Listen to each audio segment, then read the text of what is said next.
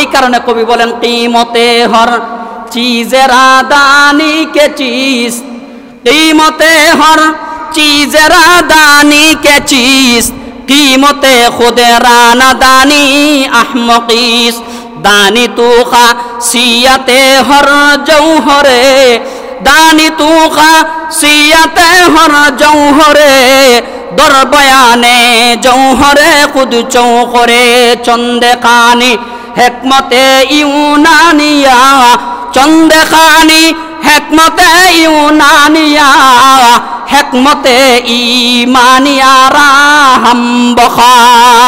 আল্লাহর পয়গম্বরের একজন সাহাবী একদিন আল্লাহর পয়গম্বরের সামনে যাইয়া হাজিরা দিলেন। হাজিরা দেওয়ার পর আল্লাহর পয়গম্বরের সাহাবী বললেন, ইয়া রাসূলুল্লাহ, ওগো আল্লাহর পয়গম্বর, আমি মনে হয় মুনাফিক হয়ে গেছি। আল্লাহর পয়গম্বর বলেন, সাহাবী রে, তুমি কিভাবে মুনাফিক হইলা? আমি তো জানলাম না, বলো দেখি, তুমি তো জানো। ওই সাহাবী বলেন, ওগো আল্লাহর পয়গম্বর, যতক্ষণ পর্যন্ত আপনার কদম মোবারকে আপনার চেহারার সামনে থাকি, ওগো আল্লাহর পয়গম্বর, আপনার যখন দ্বীনের কথাবার্তাগুলা আমাদের সামনে আপনি প্রকাশ করেন, তখন আমাদের দিলটা নরম হয়ে যায়। ওই মুহূর্তেই মন চায় আপনার প্রত্যেকটা কথার উপরে 100% আমি আমল করি। ওগো আল্লাহর পয়গম্বর, যখন এই ওয়াজগুলা দ্বীনের কথাগুলা শোনার পরে যখন আপনার খেদমত থেকে যখন বাহিরে যায়, তখন শয়তানের প্ররোচনায় পইরা সব দিলের অবস্থাগুলা গো পয়গম্বর পরিবর্তন হয়ে যায়। আল্লাহর পয়গম্বর বলেন, আমার কাছে থাকতে এক অবস্থা, আমার কাছ থেকে বাহির হইবার পরে ভিন্ন অবস্থা। এই অবস্থাটা হওয়াটা স্বাভাবিক। ওরে আমার প্রিয় সাহাবী, আমি নবীজির কাছে থাকা অবস্থায় তোমার যেই অবস্থা হয়, আমি নবীজির কাছ থেকে বিদায় নেওয়ার পর এই অবস্থাটাই যদি তোমার মধ্যে বিদ্যমান থাকতো, তাহলে আসমান থেকে ফেরেশতারা তোমার সাথে মুসাফা করার জন্য তারা হুজুম করে ফেলতো। কারণ আমি নবীর কাছে থাকা অবস্থায় দ্বীনের কথাবার্তাগুলো শুনিয়া তোমার ঈমানটা স্বচ্ছ হয়, ঈমানটা তরুতাজা হয়, আমল করতে যাইয়া তোমার ভিতরে অনেক আগ্রহ পয়দা হয়। ওরে সাহাবী, এই অবস্থাটা 100% 100% আমি নবীর কাছ থেকে বিদায় নেওয়ার পরেও যদি তোমার কাছে বিদ্যমান থাকতো, লাসাফাহাল মালাইকা, ফেরেশতারা তোমার কাছে তোমার হাতে হাত রাইখা মুসাফা করার জন্য কাতারবদ্ধ হয়ে তারা তোমার সামনে দাঁড়িয়ে যাইতো। বুঝছেন? তাহলে বোঝা গেল আমরা যেই কথাগুলা দ্বীনের কথাগুলো আমরা শুনি, এই শোনার পরে আমাদের অবস্থাটা যদি পরিবর্তন হয়, পেরেশান হওয়ার কোনো দরকার নাই, পেরেশানি দিলের ভিতরে নেওয়ার কোনো দরকার নাই। সর্বাত্মক আমরা চেষ্টা করব শয়তানের ওয়াসওয়াসাকে আমরা দূরে রাখব, এবং এই দোয়া পড়িয়া আমরা আল্লাহর দরবারে যেই আমলটা করার দরকার, এই আমলটা ইনশাআল্লাহুল আজিজ আমরা করব। করবেন তো ইনশাআল্লাহ? আল্লাহ সবাইকে তৌফিক দান করুক, সবাই বলেন আমিন। 3 নাম্বার কথা, আল্লাহর পয়গম্বর হাদিস শরীফের মধ্যে বলেন, ইগতানিম খামসান কাবলা খামসিন। নবীজি বলেন যে 5টা জিনিস তোমার কাছে আসার আগে আগে এই 5টা জিনিসের কদর তুমি করো। কয়টা জিনিস আসার আগে আগে? 5টা জিনিস। 5টা জিনিস তোমার কাছে আসার আগে আগে বর্তমানে যেই 5টা জিনিস তোমার কাছে থাকবে, ওই 5টা জিনিসের কদর তুমি করতেই থাকবে। তাহলে বোঝা গেল 5টা জিনিস আমরা যারা এখানে আছি প্রত্যেকের কাছেই 5টা জিনিস আছে। আমি একটা একটা করে বলি, দেখেন আমাদের কাছে আছে কিনা। নবী আলাইহিস সালাতু ওয়াস সালাম বলেন, ক্বালান নবিয়্যু সাল্লাল্লাহু আলাইহি ওয়াসাল্লাম ইগতানিম খামসান ক্বাবলা খামসিন। নবীজি বলেন 5টা জিনিস আসার আগে আগে 5টা জিনিসকে কদর করো। তার 1 নাম্বার, শাবাবাকা ক্বাবলা হারামিক। তোমার কাছে যৌবন থাকা অবস্থায় যৌবন হারানোর আগে আগে এই যৌবনের কদর তুমি করো। তাহলে তো আমরা যারা মধ্য বয়সের আছি, বৃদ্ধ যারা আছেন তারা নয়, যৌবন বয়সের যারা আছি, এই যৌবনটা আমাদের মধ্যে বর্তমানে আসেনি না নাই? সবাই বলেন আসেনি না নাই? আছে। একদিন আমাদের কাছ থেকে যৌবন কালটা, যৌবন সময়টা, এই যৌবনের উত্তাল তরঙ্গের এই শক্তিটা আমাদের কাছ থেকে বিদায় নিবে, এই বিশ্বাসটাও আমাদের মধ্যে আছে কিনা নাই? তাহলে যৌবন আছে, 5টা জিনিসের একটা জিনিস আমার মধ্যে আছে। যৌবন একদিন বিদায় নিবে, বৃদ্ধকালীন সময় আমাকে আক্রমণ করবে, আমার কাছে চেপে বসবে, তাও সত্য। তাহলে 5টার একটা জিনিস আমাদের মধ্যে আছে। নবীজি বলেন এই যৌবন কালটা থাকতে থাকতে এই যৌবন কালের কিমত আর মূল্যায়ন তুমি করো বৃদ্ধকাল তোমার আসার আগে আগে। যেমন নবী আলাইহিস সালাতু ওয়াস সালাম বলেন যৌবন কালের ইবাদত আল্লাহর কাছে অত্যন্ত প্রিয়। আল্লাহর পয়গম্বর বলেন আমার উম্মত কাল হাসরের ময়দানে আল্লাহ পাক রব্বুল আলামিন তার কুদরতি আরশের ছায়া ছাড়া দ্বিতীয় কোনো ছায়া এই হাসরের ময়দানে থাকবে না। আল্লাহর পয়গম্বর বলেন ওই দিন যেই দিন আমি আল্লাহর কুদরতি আরশের ছায়া থাকবে এই কুদরতি আরশের ছায়ার মধ্যে আমি আল্লাহ 7 প্রকার মানুষদেরকে আমি আল্লাহ আশ্রয় দান করব। আল্লাহর পয়গম্বর বলেছেন এর মধ্যে এক প্রকার মানুষ হলো ওই সমস্ত যুবক আর যুবতী যারা তাদের যৌবন থাকা অবস্থায় আল্লাহর ইবাদত বন্দেগীর মধ্যে তাদের জিন্দেগিটাকে কাটিয়েছে। আল্লাহর পয়গম্বর বলেন এমন ইবাদত গুজার ওই সমস্ত বান্দা বান্দীদেরকে আল্লাহ পাক রব্বুল আলামিন কাল হাসরের ময়দানে আল্লাহ তার আরশের নিচে ছায়া দান করবেন। তাহলে বোঝা গেল আল্লাহর কুদরতি আরশের ছায়ার নিচে ছায়া পেতে হলে আমাদের এই যৌবন কালটাকে আমাদের কাজে লাগানো লাগবে। মনে করেন বর্তমানে যেই হারে গরম চলতেছে আল্লাহর কাছে আমরা আশ্রয় প্রার্থনা করি আল্লাহ যেন গরম দিয়া যেন আল্লাহ আমাদেরকে কষ্ট দেন না, সবাই বলেন আমিন।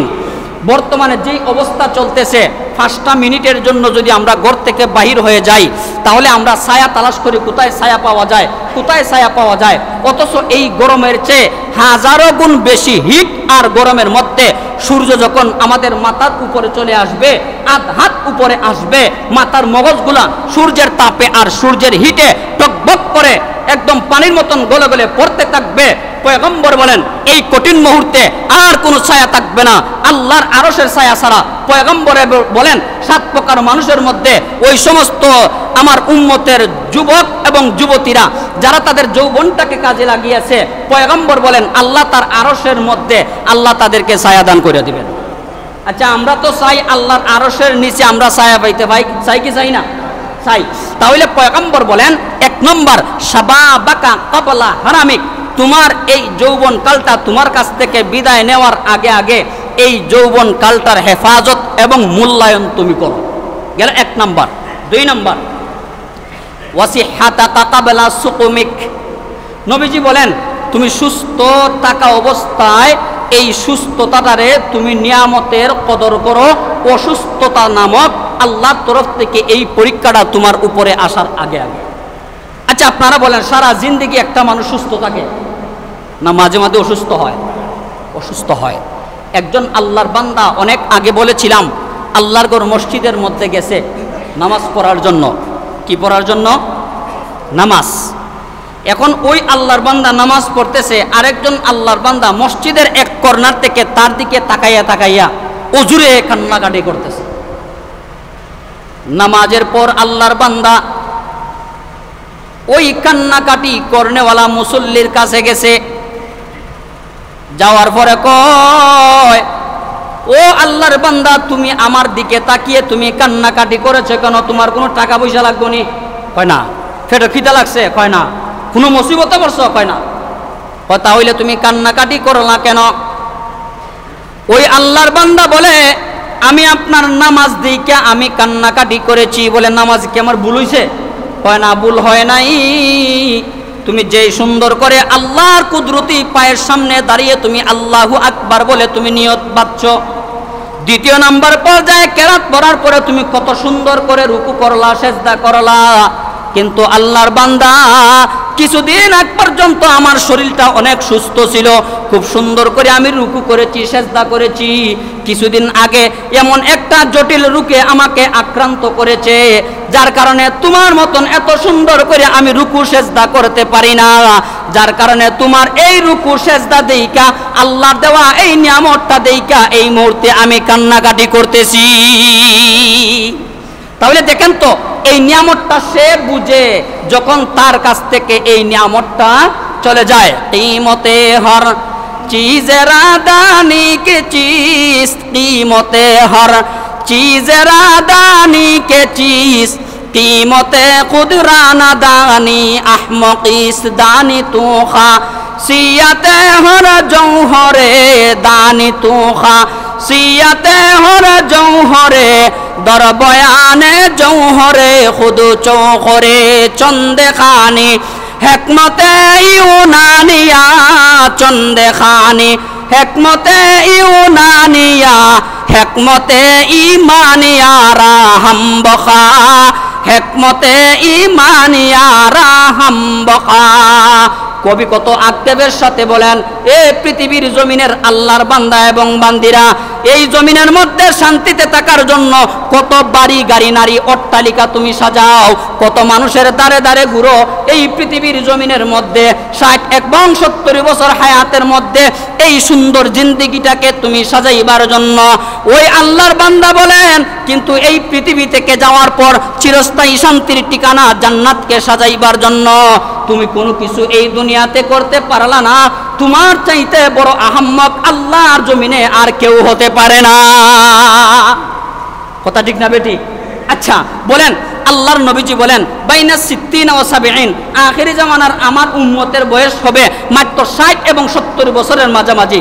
60 এবং 70 বছর কোথায়, আর এই কাল হাসরের ময়দানের হাজার হাজার বছর কোথায়, আর এই চিরস্থায়ী শান্তির ঠিকানা জান্নাতের আগা কোথায় মাথা কোথায়, এটাই তো আমাদের হিসাব নাই। কিন্তু বেহিসাব শান্তির ঠিকানা জান্নাতে যাওয়ার জন্য আমরা নিজেরা নিজেদের জন্য কিছু করতে পারি না, অথচ এই দুনিয়াতে সামান্য শান্তিতে থাকার জন্য কত হাই হুতাশ করি, মাথার গাম পায়ে ফেলাই, অনেক সময় রক্তকে রক্ত বলি না, পানিকে পানি বলি না, হাড্ডিকে হাড্ডি বলি না, এত হাড় ভাঙ্গা পরিশ্রম আমরা করি।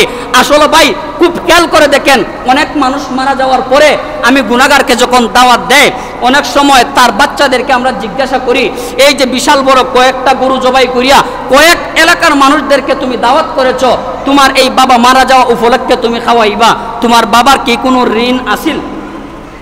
এটা জিগানি আমাদের কর্তব্য।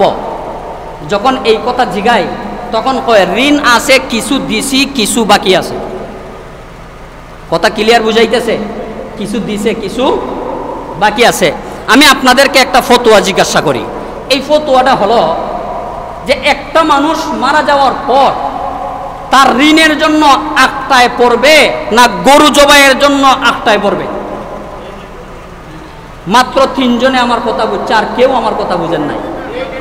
আজকে 2টা বছর যাবত আপনাদের সামনে ওয়াজ করে আপনাদেরকে ওয়াজের জগতে লালন করে আনতেছি। কোন সময় কোন কথা বলা যায় এটা আশা করি আপনাদের জানা থাকার দরকার, না এখনো পর্যন্ত জানতে পারছেন না? কবর জগতের মধ্যে একটা মানুষ ঋণের জন্য আটটা পড়বে না গরু জবাইয়ের জন্য আটটা পড়বে? ঋণের জন্য। একটা মানুষ যদি সারা জিন্দগি ভর আল্লাহর ইবাদত কইরা কপালের মধ্যে দাগ ফলাইয়া যদি দুনিয়া থেকে বিদায় নেয়, পক্ষান্তরে ওই মানুষটাই যদি 1000 টাকা ঋণ রেখে যদি যায়, আপনারা বলেন আল্লাহ কি তার ওই বান্দার হক তার উপর থেকে মাফ করবেন? মাফ করবেন? মাফ করবেন না। তাহলে হকুল ইবাদ হকুল্লাহ নামাজ পড়ছেন না, 1 ওয়াক্ত 1 বেলা 2 বেলা নামাজ পড়ছেন না, আল্লাহ চাইলে আপনি আমাকে মাফ করে দিতে পারেন কি পারেন না? কিন্তু 5টা টাকা দোকান থেকে বাকি আনছিলাম, অলসতা করে 5টা টাকা দেই নাই, ওই আল্লাহর বান্দা যতক্ষণ পর্যন্ত মাফ না দিবে ততক্ষণ পর্যন্ত আল্লাহর তরফ থেকে ওই 5টা টাকা মাফ হবে না। কিন্তু বড় দুঃখের বিষয়, যেই বাচ্চাদের জন্য, যেই ছেলেদের জন্য, মেয়েদের জন্য, বিবির জন্য আপনি হাড় ভাঙ্গা পরিশ্রম করেন, অক্লান্ত পরিশ্রম করেন, এত কষ্ট করেন, ওই বাচ্চারা আপনার সম্পদকে তারা বুক করতেছে, অথচ আপনার মৃত্যুর পরে 50,000 টাকা ঋণ রেখে গেছেন, এই 50,000 টাকা তাদের জন্য ঋণ করছেন, অথচ এই 50,000 টাকা তারা ঋণ না দিয়া তারা 1 লক্ষ টাকা দিয়া গরু কিনা আপনার নামে তারা ওই মুহূর্তে দোয়া দুরূদ পড়ায়। আসলে দোয়া দুরূদ পড়ানোর উদ্দেশ্য না, মানুষের সামনে লোক দেখানোর উদ্দেশ্য যে বাবা মারা গেছেন, 1 লক্ষ টাকা দিয়া গরু কিনা 50,000 টাকা দিয়া খরচ কইরা আমরা কি করি, বাবার নামে আমরা সিন্নি করি, এটা লোক দেখানোর উদ্দেশ্য, মান সম্মান কামানোর উদ্দেশ্য। আল্লাহর পয়গম্বর বলেন মান সম্মানী কামানোর উদ্দেশ্য নিয়ে যদি আল্লাহর কোনো বান্দাবান্দিরা কোনো আমল করে, তার এই আমল আল্লাহর জমিনেই থেকে যাবে, আল্লাহর জমিন থেকে নিয়ে আল্লাহর আরশ পর্যন্ত তার এই আমলটা পৌঁছবে না। এই কারণে কবি বলেন কিমতে হর চিজের দানি কে চিজ, কিমতে হর চিজের দানি কে চিজ, कीमते खुद राना दानी अहमकीस दानी तू खासियते हर जौहरे दानी तू खासियते हर जौहरे दर बयाने जौहरे खुद चौहरे चंदे खानी हिकमते यूनानिया चंदे खानी हिकमते यूनानिया हिकमते ईमानिया राहम बखा। কবি বলেন তুমি তো সবচাইতে বড় আহম্মক মিয়া, তুমি ৬০-৭০ বছরের হায়াতের মধ্যে বিবি বাচ্চার জন্য এত কষ্ট করো, অথচ তুমি একা নিজের জন্য কিয়ামতের ময়দানে তোমার এই মিজান ফুলসিরাত হাউজে কাউসার সহ জান্নাতে যাওয়ার জন্য তুমি কিছুই করতে পারলা না। তোমার চেয়ে বড় আহম্মক আল্লাহর জমিনে দ্বিতীয় কেউ হতে পারে না। আপনারা জানেন বিগত কয়েকদিন আগে এক স্কুলের মধ্যে আল্লাহু আকবার বিমান দুর্ঘটনায় এতগুলা কলিজার টুকরাদের প্রাণ চোখের সামনে জ্বরে গেছে। ওদের মা বাবা কি আদৌ জানতো যে হঠাৎ করে তাদের এই সন্তানগুলা দুনিয়া থেকে চলে যাবে? জানে না। এর পরের দিনেই রাজশাহীতে আরেকটা অ্যাক্সিডেন্ট হয়েছে। ওই অ্যাক্সিডেন্টটা কিভাবে হয়েছে? একটা যাত্রীবাহী একটা বাস বিশাল বড় একটা পুকুরের মধ্যে ডাইরেক্ট নামায়া দিছে, 7-9 জন মানুষ জায়গায় ইন্তেকাল করেছে। এরপরেই মৃত্যুর মিছিল এই সপ্তাহ ধরে সারা বাংলাদেশের মধ্যে চলতেছে। এরপরেই ছোট্ট একটা বাসের সাথে আরেকটা মাইক্রোবাসের মুখোমুখি সংঘর্ষ হয়ে ওই মুহূর্তে 3 জন মানুষ দুনিয়া থেকে বিদায় নিয়ে নিছে। এরপরে আরেকটা অ্যাক্সিডেন্ট ঘটেছে। ওই অ্যাক্সিডেন্টের মধ্যে 2টা তরতাজা প্রাণ জ্বরে গেছে। আপনারা বলেন আমাদেরও যে অ্যাক্সিডেন্ট হবে না, হঠাৎ করে যে আমরাও দুনিয়া থেকে যাব না, এমন কোনো সার্টিফিকেট আমাদের কাছে আছে? আরে ভাই, আমরা সুন্দর সুস্থ অবস্থায় আমরা ঘর থেকে বের হয়েছি, হঠাৎ করে অ্যাক্সিডেন্টের মাধ্যমে আপনি আমি দুনিয়া থেকে চলে যেতে পারি। সুতরাং আমি বৃদ্ধ হলে পরে আমল করব, সুতরাং আমি একটু বয়স হলে পরে আমি নামাজ পড়ব। তোমার বয়স হওয়ার আগে আগে আল্লাহর পক্ষ থেকে মালাকুল মউত আজরাইল আপনার সামনে সাক্ষাৎ করিয়া আপনার বয়সকে লাস্ট পর্যন্ত পৌঁছে দেবে। নামাজ পড়ায় না, জীবনটা কাটাইলাই কি করলাম রে, কি করলাম রে, কি করলাম, সোনার যৌবন হেলায় কেলায় কাটাইলাম। এই যে যৌবন কালটা আল্লাহ দান করছেন, এই যৌবন কালের মধ্যে নিয়ত করেছি আজকে জোহরের নামাজ পড়ি নাই, আমি আসরের নামাজ পড়বো, মানে আসর থেকে আমি আর কাজা দিতাম নাই। নবী আলাইহিস সালাতু ওয়াস সালাম বলেন আমার আল্লাহর কুদরতি রহমতটা আসর পর্যন্ত ওই বান্দাবাদীর জন্য অপেক্ষা করে। আল্লাহ পাক রব্বুল আলামিন ওই ফেরেশতাদেরকে বলেন, ও ফেরেশতারা আমার বান্দা বান্দির আমলনামায় কোনো গুনাহ লিখো না, কারণ আমি আল্লাহর পক্ষ থেকে রহমত আশা করে আসরের নামাজের মধ্যে আমার বান্দা বান্দি চলে যাবে। আল্লাহর পয়গম্বর বলেন আসরের নামাজের সময় আল্লাহর কোনো বান্দা বান্দি যদি আসরের নামাজের মধ্যে যাইয়া যদি আল্লাহর দরবারে বলে, ওগো রব্বুল আলামিন আসরের নামাজের আগ থেকে নিয়া বিগত জিন্দেগিতে যা করেছি সব অন্যায় করেছি, ভুল করেছি, আল্লাহ যেহেতু আসরের নামাজে দাঁড়িয়ে গেলাম, আল্লাহ মেহেরবানি করে জিন্দেগির সমস্ত গুনাহ খাতাগুলো মাফ করে দাও। আল্লাহর পয়গম্বর বলেন আসরের ওয়াক্ত নামাজের মধ্যে যাইয়া আল্লাহর বান্দা যখন কায়েমুন বাক্যে নামাজ পড়ার পরে আল্লাহর বান্দা যখন আল্লাহর কাছে প্রার্থনা করে, আল্লাহ পাক রব্বুল আলামিন আসরের ইতিপূর্বের তার সমস্ত জিন্দেগির গুনাহ খাতাগুলো মাফ করিয়া আল্লাহ ওই মুহূর্তে আল্লাহর রহমতি মায়ার কুলের মধ্যে আল্লাহ তাআলা উঠায় আনেন। তাহলে আসরের নামাজে আমরা যাব, এই নিয়ত করে যদি নিয়তটা বাস্তবায়ন করতে পারি, পয়গম্বর বলেন আল্লাহ পাক রব্বুল আলামিন এত খুশি হন, এত খুশি হন, আসরের নামাজের ইতিপূর্বের সমস্ত গুনাহ খাতাগুলা আল্লাহ তাআলা মাফ করে দেন। শুধু তাই নয়, সম্মানিত মুসল্লিয়ানে কেরাম, এক পর্যায়ে আসরের নামাজে আমরা যাইতে পারি নাই, নিয়ত করেছি আমরা মাগরিবের নামাজ থেকে আমরা সারা জিন্দেগি নামাজ পড়ব। নবী আলাইহিস সালাতু ওয়াস সালাম বলেন ওই মুহূর্তে আল্লাহর রহমতটা কিন্তু তার পিছ থেকে সরে যায় নাই। আল্লাহর পয়গম্বর বলেন ওই মুহূর্তে আল্লাহর পক্ষ থেকে এই রহমতের দরিয়াটা, রহমতের সাগরটা ওই আল্লাহর বান্দাবান্দির পিছনে পিছনে হাঁটতে থাকে। আল্লাহর পয়গম্বর বলেন ওই মাগরিবের নামাজটা পর্যন্ত যখন আদায় করে আল্লাহ মাগরিবের ওয়াক্তেই আল্লাহ তার কুদরতি কুলে তাদেরকে উঠায় নেন। তাহলে বোঝা গেল যে এই মুহূর্তে আমরা আল্লাহর দরবারে হাজিরা দিব নিজের জিন্দেগির গুনাহ খাতা নিয়া, আল্লাহ আমাদেরকে আশ্রয় দিবেন না দিবেন না? সবাই বলেন দিবেন না দিবেন না? আল্লাহ বলেন লা তাকনাতু মির রাহমাতিল্লাহ, আমি আল্লাহর রহমত থেকে তোমরা কখনো তোমরা নৈরাশ হইবা না। যেই মুহূর্তে আমি আল্লাহর রহমতের সাগরের মধ্যে তোমরা ডুব দিবা, আমি আল্লাহর পক্ষ থেকে এই রহমতটা তোমাদেরকে বেষ্টনী দিয়া আমি আল্লাহর কাছে তোমাদেরকে নিয়ে পৌঁছে দিবে। এই কারণে একটা মাছ পানির মধ্যে থাকে, ডানেও পানি, বামেও পানি, সামনেও পানি, নিচেও পানি, প্রত্যেকটা কর্নারে কর্নারে পানি। ঠিক তেমনি ভাবে একটা মানুষ দুনিয়াতে আমরা যখন থাকি, প্রত্যেকটা মানুষ আল্লাহ দেওয়া কুদরতি প্রত্যেকটা নিয়ামতের মধ্যেও থাকে। ডাইনেও আল্লাহ দেওয়া নিয়ামত, বামেও আল্লাহ দেওয়া নিয়ামত, সামনেও আল্লাহ দেওয়া নিয়ামত, পিছনেও আল্লাহ দেওয়া নিয়ামত। আল্লাহ বলেন বান্দা ফাবি আইকি আলা ইরাব্বিকুমা তুকাযযিবান, আমি আল্লাহ দেওয়া কোন নিয়ামতটা তোমার জিন্দেগির মধ্যে তুমি অস্বীকার করতে পারবা?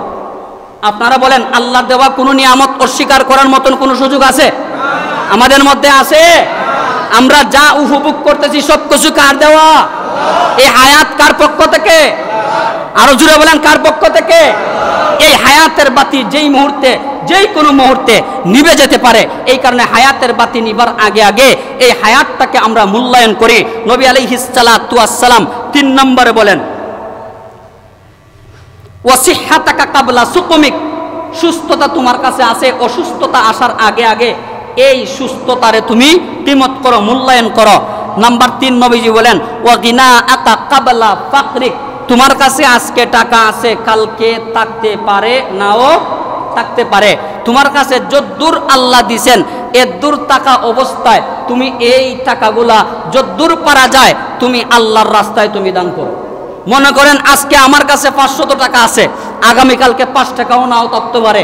এই 500 টাকা থেকে যদি 100টা টাকা আজকে আল্লাহর কোন মসজিদে আমরা দিয়ে যেতে পারি, তাহলে যতদিন পর্যন্ত সূর্য উঠবে, যতদিন পর্যন্ত সূর্য ডুববে, ততদিন পর্যন্ত এই 500 টাকার বরকত আপনি আমার পকেটের মধ্যে আল্লাহর পক্ষ থেকে রয়ে যাবে। সুবহানাল্লাহ বলেন, সুবহানাল্লাহ বলেন। তাহলে আমরা কেন বলি 5 টাকা, 10 টাকা, 20 টাকা, 100 টাকা আল্লাহর রাস্তায়, আল্লাহর কোন মসজিদ, ইয়েতিম, অনাথ, অসহায় এই সমস্ত মানুষদেরকে দান করেন? কেননা আপনার পকেটে আজকে আছে, কালকে নাও থাকতে পারে। আজকে আপনার দরজার মধ্যে একজন আসছে, আল্লাহর কুদরতি ফায়সালার মাধ্যমে আগামীকালকে আপনাকে আল্লাহ অন্যের দরজার সামনে না দাঁড় করিয়ে দিতে পারে। এই কারণে আল্লাহ আপনাকে যেই অবস্থায় রাখছেন এই অবস্থায় আপনি বলবেন আলহামদুলিল্লাহ। সবাই বলবেন কি? সবাই বলেন না আলহামদুলিল্লাহ, আলহামদুলিল্লাহ। এই গেল 4 নম্বর। 5 নম্বর নবী আলাইহিস সালাতু ওয়াস সালাম বলেন ওয়া হায়াতাকা কাবলা মাউতিক, তোমার এই হায়াত দুনিয়াতে থাকা অবস্থায় মৃত্যু আসার আগে আগে এই হায়াতকে তুমি মূল্যায়ন করো, এই হায়াতকে তুমি মূল্যায়ন করো। যে কোনো মুহূর্তে যেহেতু আমাদের জিন্দেগি শেষ হয়ে যেতে পারে, সুতরাং যতদিন পর্যন্ত আমরা দুনিয়াতে আসি ততদিন পর্যন্ত আমরা ইনশাআল্লাহ আল্লাহর দরবারে শুকরিয়া আদায় করব। আল্লাহ দেওয়া প্রত্যেকটা নিয়ামতের কদর ইনশাআল্লাহ আমরা করব। তো আল্লাহ যেন আমাদেরকে তৌফিক দান করেন। সবাই বলেন আমিন। সম্মানিত মুসল্লিয়ান কেরাম, কারেন্ট তো নাই, মাইকেও সাপোর্ট দিতেছে না, খুব কষ্ট হইতেছে, আপনাদেরও অনেক কষ্ট হইতেছে গরমের মধ্যে। আমরা প্রত্যেকেই দোয়া করি ইনশাআল্লাহ আগামী সপ্তাহে অসম্পূর্ণ আলোচনাগুলো হবে। আল্লাহ পাক আমাদের আজকের এই প্রত্যেকটা কথার উপরে